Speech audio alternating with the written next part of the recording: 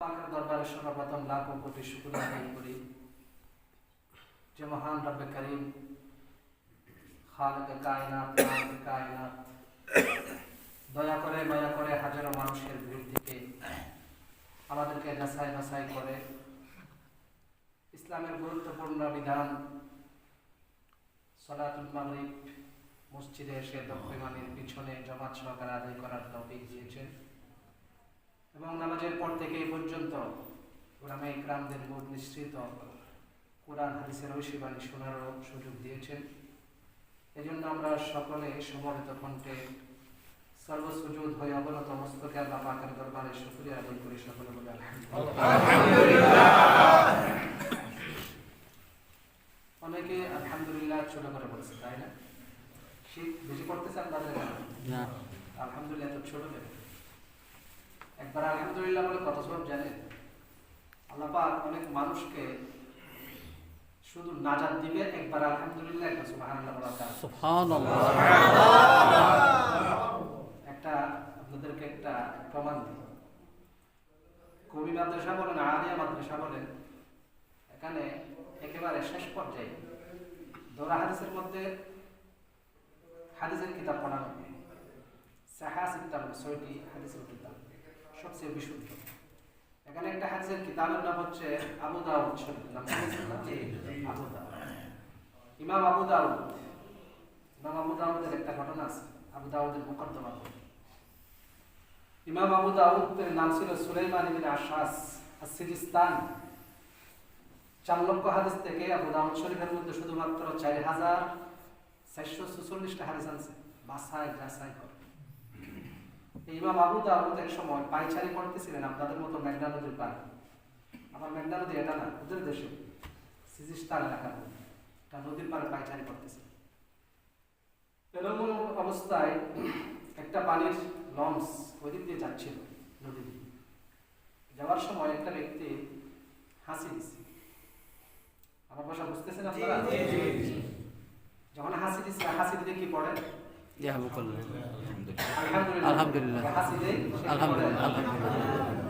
হাসির জবাব কি দিতে হয়? ওই লঞ্চের মধ্যে এক ব্যক্তি বসে আলহামদুলিল্লাহ বলছে। এখন লঞ্চ তো একটু দ্রুত চলে না, এখন ওই হাসির জবাব ইয়ারহামুকাল্লাহ বলার আগে আগে লঞ্চটা চলে গেছে ওইটা। এখন ইমাম আবু দাউদ চিন্তা করলো কাজটা তো মুস্তাহাব কাজ, হাসির জবাব দেওয়া মুস্তাহাব, একটা মুস্তাহাব কাজ। উনি মনে মনে ভাবতেছে মুস্তাহাব কাজ হোক না, হতে পারে তো আল্লাহ পাক আমাকে ওসিলাই তো কি করতে পারে, কবুল করতে পারে। তুমি করছে কি, লঞ্চ তো চলে গেছে ওই পারে। সে তখনকার ৩ দিরহাম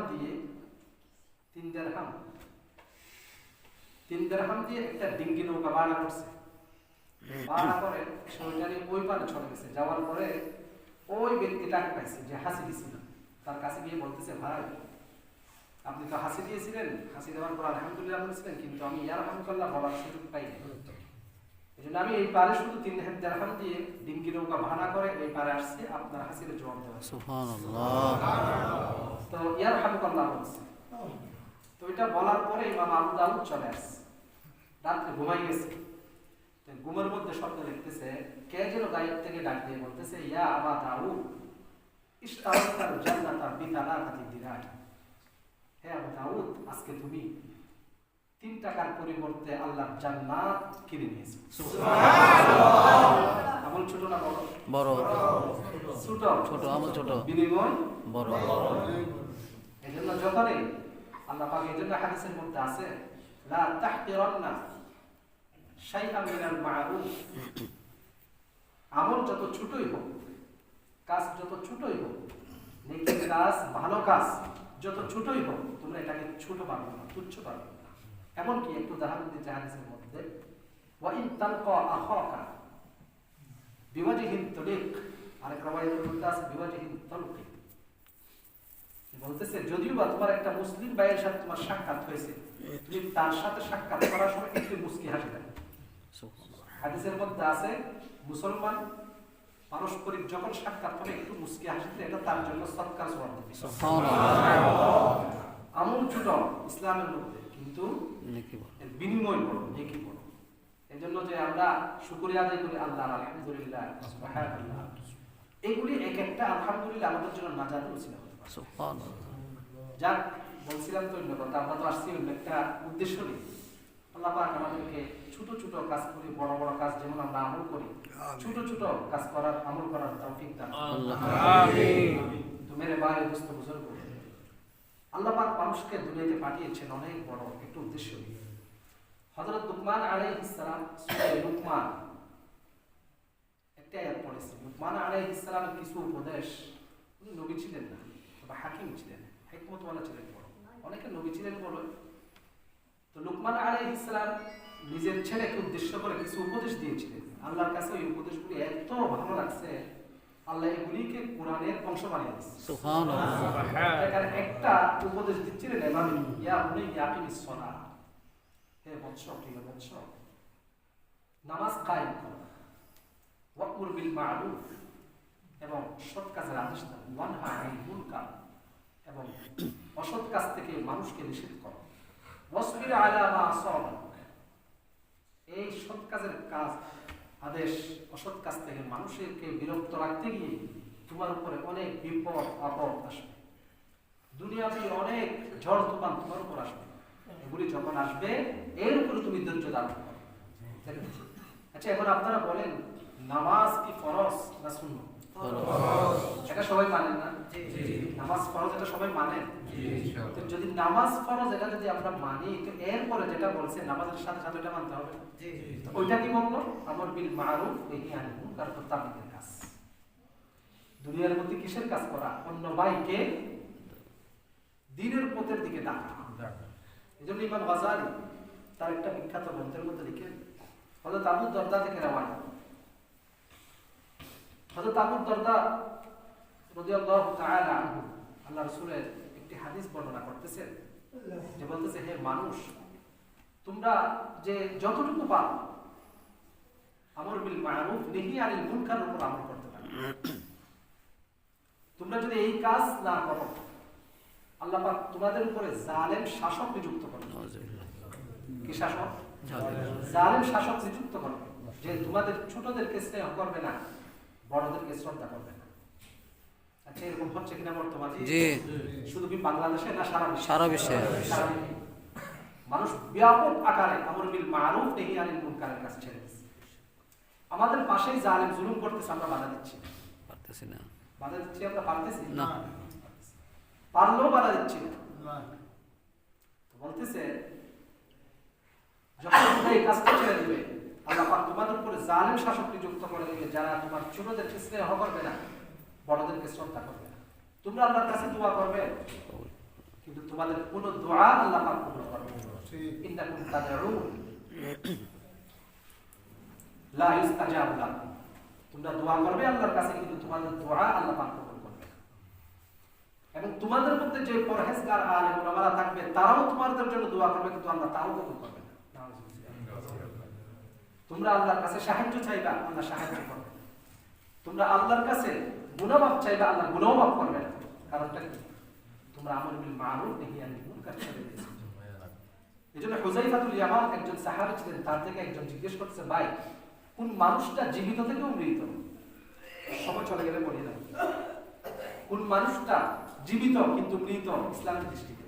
বলতো ওই মানুষ যে তার পাশে কোনো জালেমকে জুলুম করতে দেখে কিন্তু সে হাত দ্বারা প্রতিহত করে না, মুখ দ্বারা তাকে কিছু বলে না, অন্তরে তার কাছকে ঘৃণা করে না, এই মানুষটা হচ্ছে আল্লাহর কাছে জীবিত থাকা সত্ত্বেও হচ্ছে মৃত। কথা বুঝতে পারছেন? তো ভাই, আমর বিল মারুফ নাহি আনিল মুনকার এটা আল্লাহর কাছে অনেক দামি। মালিক ইবনে আহবার একজন বড় বিখ্যাত মনীষী ছিলেন। উনি কিতাবের মধ্যে লিখতেছে, বনী ইসরাইলের মধ্যে একজন বড় দরবেশ ছিলেন, সুফি মানুষ। আমাদের দেশে পীর আছে না, পীর অনেক হক্কানি পীর আছে না, তাদের কাছে মানুষ যায়, আসা যাওয়া করে, মানুষ তাদের কাছে ভালো নসিহত শুনে, কোরআন হাদিসের বাণী শুনে, মানুষরা ইসলাম করে, আত্মশুদ্ধি করে। বলতেছে, বনী ইসরাইলের মধ্যে একজন দরবেশ ছিলেন, তার কাছে মানুষ যাইত। তো উনি তাওরাত, ইনজিল, জাবুর এগুলি কুলে কুলে মানুষকে উপদেশ করতেন। মানুষকে ভালো কাজের মধ্যে উদ্বুদ্ধ করতে। এক সময় তো উনি, তো ওনার কাছে অনেক মহিলারা যাইতেন দরবার। এক সময় মহিলাদের উনি উপদেশ দিতেন। তার একটা যুবক ছিল, ইয়াং বয়সের। তো ওই যুবক ছেলেটা একটা মেয়ের সাথে ইশারাতে কথা বলতেছে, ইঙ্গিত করতেছে। তো ওই বুজুর্গ তার ছেলের এই আচরণটা খেয়াল করলেন। খেয়াল করার পরও তাকে শুধু এতটুকু বলছে যে তুমি এটা করিও না। তার কোনো শাসন করে নাই, শাস্তি দেয়নি, কারণ নজরে বল এটা তো অনেক খারাপ জিনিস। দৃষ্টি, বেগানা নারীর প্রতি দৃষ্টি দেওয়া অনেক বড় খারাপ। এটাকে সাহবুল বিন সিহামের শায়াতিন বলছে, শয়তানের বিষাক্ত তীর বলছে, কারণ মানুষ ফিতনায় জড়িয়ে যায় সর্বপ্রথম চোখের দ্বারা। বলতেছে এরপরে তো সে তো কথা বলা শেষ, বুজুর্গ বলছে তুমি এরকম করিও না, এতটুকু বলছে, বলার দেরি। সে একটা খাটিয়ার মধ্যে ছেড়ে রইল, খাটিয়া থেকে পড়ে তার মেরুদণ্ড নিয়ে গেছে। তার বাচ্চাটা যুদ্ধে গেছে, সেখানে সে মারা গেছে, যুদ্ধে মারা গেছে সে। তো পরে সে অসুস্থ হয়ে পড়ল। ওই জমানার নবীকে আল্লাহ পাক ওহী করলেন যে তুমি কি ওই বুজুর্গকে বলে দাও যে তার নসল থেকে কোনদিন কোন সত্যবাদী মানুষ জন্মগ্রহণ করবে না। তো নবী এসে ওই বুজুর্গকে এই কথাটা বললেন ওই যুগের নবী। তখন ওই বুজুর্গ বলতেছে আল্লাহর কাছে ফরিয়াদ করল, আল্লাহ কেন এরকম আমাকে শাস্তি দিচ্ছে? তো বলতেছে তুমি যে তোমার পাশে তোমার ছেলে একটা যে খারাপ কাজ করতেছে, তাকে তুমি শুধু অল্প বলছো যে এরকম করিও না, তোমার উচিত ছিল তাকে কঠোর শাস্তি দেওয়া, কঠিন শাস্তি দেওয়া। তুমি যে তা করো নাই, এই জন্য তোমার এই আযাব নাযিল করা হবে। এখন বলেন তো আমাদের অবস্থা কি হবে? আমাদের আশেপাশে কত ধরনের গর্হিত কাজ, অশ্লীল কাজ, নাচ গান, বাদ্যবাদনা চলতেছে না? আমরা কি এগুলো নিষেধ করি নাকি আরো সেখানে গিয়ে যোগদান করি? আমাদের কি অবস্থা হবে? আমাদের কি অবস্থা হবে? ইউশা বিন নূন একজন উলামায়ে কেরাম আছে, একজন নবী ছিলেন। আল্লাহ পাক তার কাছে এক সময় ওহী করতেছে, এই ইউশা তোমার উম্মতের মধ্যে আমি 40,000 নেককারকে আমি ধ্বংস করব, শাস্তি দেব, আর 60,000 বদকারকে শাস্তি দেব।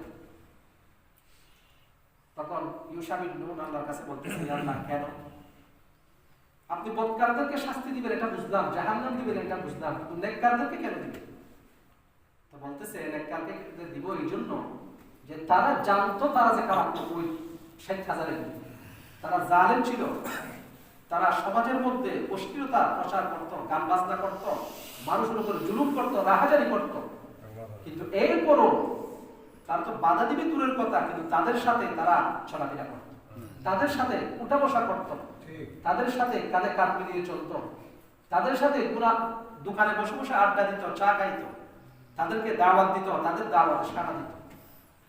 আল্লাহ বলতেছে ওই নেককার মানুষের সাথে যদি আমার যদি কিঞ্চিত পরিমাণ সম্পর্ক থাকতো, তারা কোনোদিন এই জালেমদের সাথে চলতে পারতো না, বরং তাদের বিরুদ্ধে সমাজের মধ্যে জিহাদ করত। এই জন্য আমি এই বদকারদের সাথে সাথে ওই 40,000 মানুষকেও শাস্তি দিই। আল্লাহ আমাদেরকে এগুলি থেকে হেফাজত করুন। আমরা তো অহরহে করে এই কাজের মধ্যে লিপ্ত। আজকে আমর বিল মারুফ নাহি মুনকার কোথায় ছুটে গেছে আমাদের থেকে। এই জন্য বলি আমরা দোয়া করি, দোয়া কবুল হচ্ছে না, কোনো দোয়া আমাদের কবুল হয় না।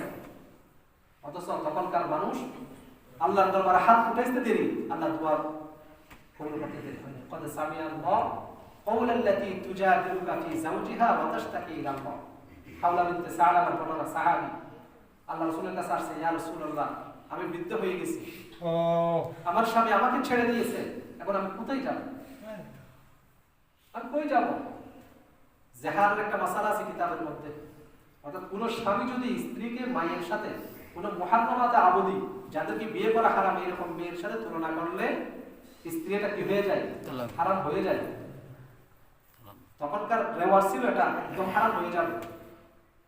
তো ওই হিসেবে হাওলা বিনতে সালামার জামাই তাকে এরকম করেছিল, আনতে আলাইয়া কাযাহারি উম্মি, তুমি আমার মায়ের মতো, এরকম বলছিল। এখন তো আল্লাহ রাসূলের কাছে আসছে, ইয়া রাসূলুল্লাহ আমার স্বামী আমাকে এরকম করছে, তো বিধান অনুযায়ী তো আমি তালাক হয়ে যাওয়ার কথা, কারণ আমি বৃদ্ধ হয়ে গেছি, আমি যাবো কই, আমার কোনো রাস্তা নেই। আল্লাহ রাসূল বলতেছে তো এটাই তো নিয়ম যে তুমি তালাক হয়ে গেছো, বস আর কোনো রাস্তা নেই। ইয়া রাসূলুল্লাহ আমি আপনার কাছ থেকে ফেরত যাব? বলছে করার কিছু নেই। তা হাওলা বিনতে সালাবা আল্লাহ রাসূলের ঘর থেকে বের হয়ে ঘরের ফিরানাই পাশে, ঘরের বাহিরে কি থাকে ফিরা থাকে, ফিরাতে বসেই আল্লাহর দরবারে হাত তুলে দিচ্ছে, যা যা করে কান্না করতেছে এবং বলতেছে ইয়া আল্লাহ অতিশয় বৃদ্ধ হয়ে গেছে, সব রাস্তাটা এখন বন্ধ, ডানে দেখি বামে দেখি সামনে পিছনে চারিদিকে দেখি আল্লাহ সব রাস্তা বন্ধ। তোমার রেসালতের দরবার আসছিলাম, নবীজির দরবার আসছিলাম, সেখানেও রাস্তা বন্ধ। আল্লাহ এখন একটাই রাস্তা খোলা, কোন দিকে? উপরের দিকে রাস্তা খোলা আছে। আল্লাহ আল্লাহ তুমি একটা বিধান আমার জন্য নাযিল করে দাও।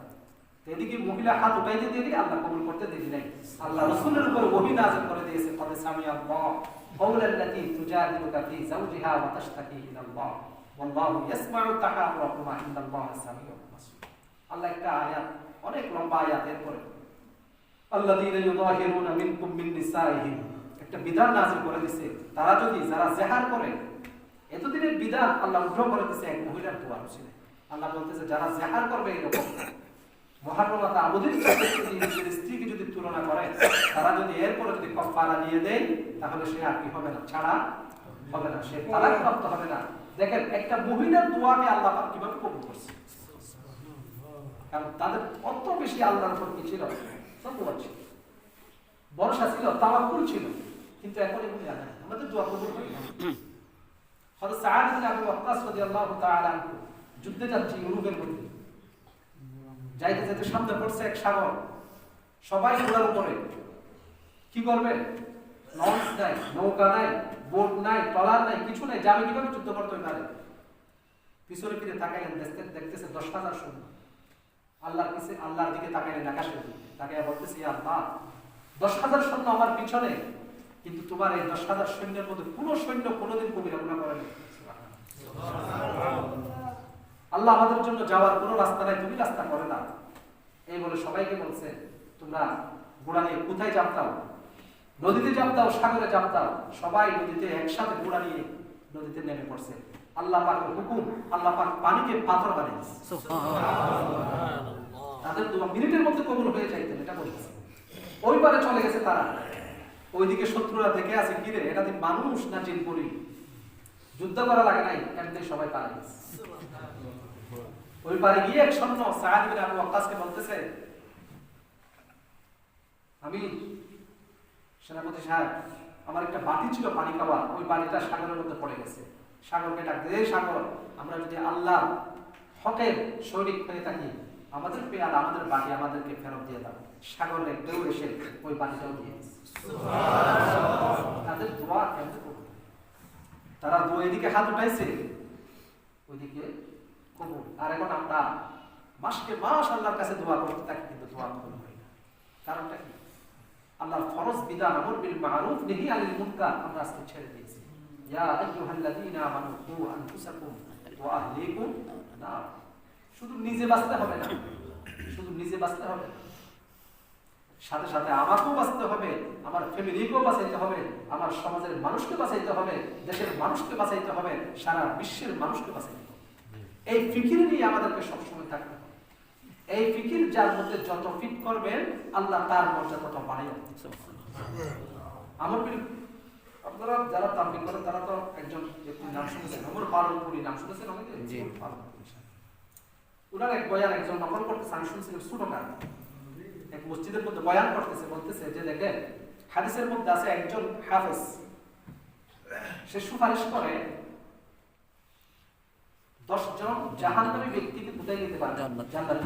হাদিসে আছে না এরকম? জি। হাদিসে আছে, সে কি করতে পারবে? ওয়াশাফাহু ফি 10 মিন আহলিন নার। 10 জন জাহান্নামী ব্যক্তিকে সে সুপারিশ করে কোথায় নিয়ে যাবে? জান্নাতে। তার সুপারিশ কবুল করা হবে। একজন আলেম 40 জন ব্যক্তি সম্পর্কে সুপারিশ করে, আল্লাহ জান্নাত দিবেন। সুবহানাল্লাহ। কিন্তু যারা দাঈ যারা আছে, হক্কানি দাঈ, আল্লাহ রাস্তার দিকে যারা মানুষ থাকে, তারা মিম্বারে বসে, যত মানুষ তাদের সামনে বসে এই কোরআন হাদিসের দাওয়াত শুনেছিল, কোরআন হাদিসের দাওয়াত যারা শুনেছিল, প্রত্যেকের ব্যাপারে দাঈ সুপারিশ করতে হবে। সুবহানাল্লাহ। এর মর্যাদা এত মর্যাদা আল্লাহ পাক দিয়েছে আপনাদের। এই কাজ কোনো উম্মতকে আল্লাহ দেয়নি, শুধু আপনাদেরকে দিয়েছে। কিন্তু আমরা আজকে এই মহান দায়িত্ব এটা ছেড়ে দিচ্ছি। অথচ দাওয়াতের কাজটা এত সহজ আল্লাহ করেছে। আপনি বাড়ি থেকে আসতেছেন, আসার সময় কোনো মানুষকে দেখছেন ভাই আজান হয়ে গেছে, দাওয়াত শেষ, আপনি দায়িত্ব থেকে জিম্মামুক্ত হয়ে এতটুকু সহজ। আপনি আসতেছেন মসজিদে, এতটুকু বলবেন ব্যক্তিকে ভাই আজান হয়ে গেছে, আপনার দায়িত্ব শেষ।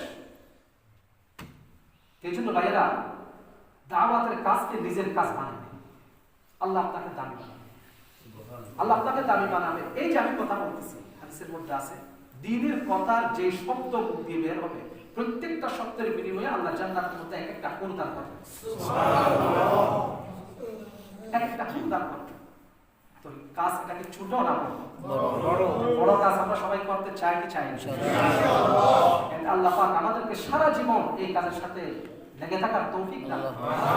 আমিন। ইউসুফ শাহ নগরী ছিলেন আমাদের চিটাগাং, উনি তাবলীগের অনেক বড় মুরব্বী ছিলেন।